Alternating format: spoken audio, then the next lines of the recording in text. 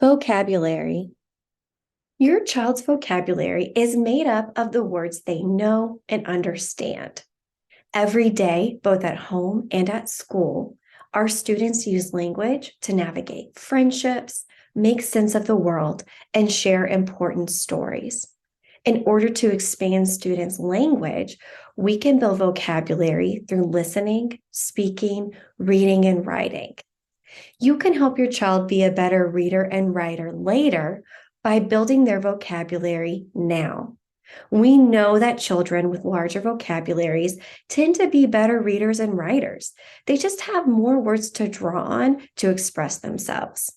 Helping children learn new words can be easy and fun, and sometimes we don't even think about it. Here are some ideas to help you. Conversations. Vocabulary growth begins with conversations or talking.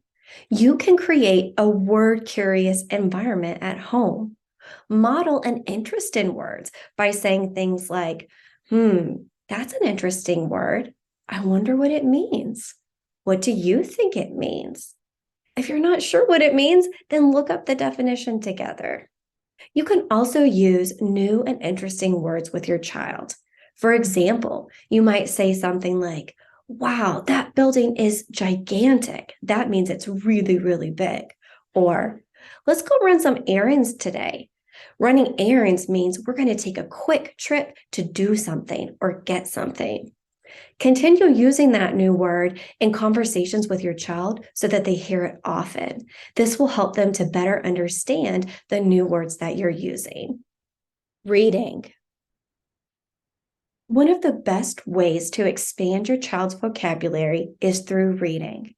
Reading with your child often exposes them to many new words.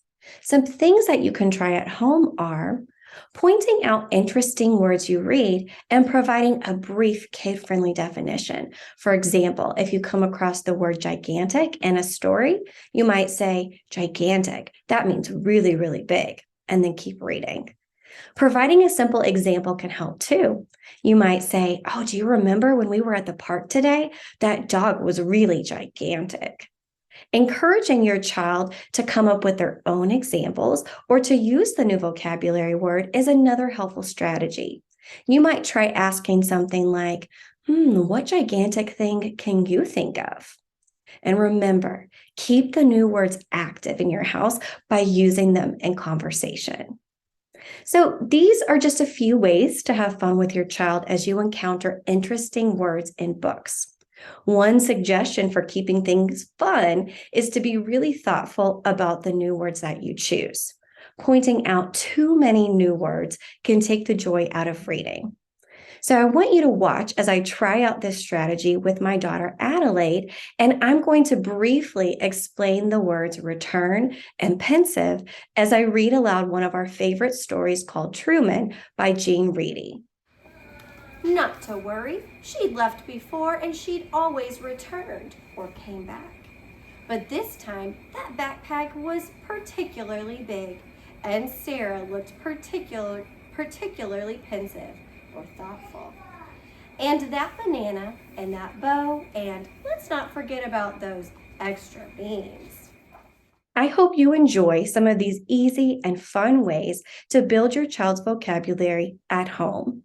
This video was brought to you by a partnership between the Literacy and Intervention Department and the Equity, Diversity, and Inclusion Department in Richardson ISD.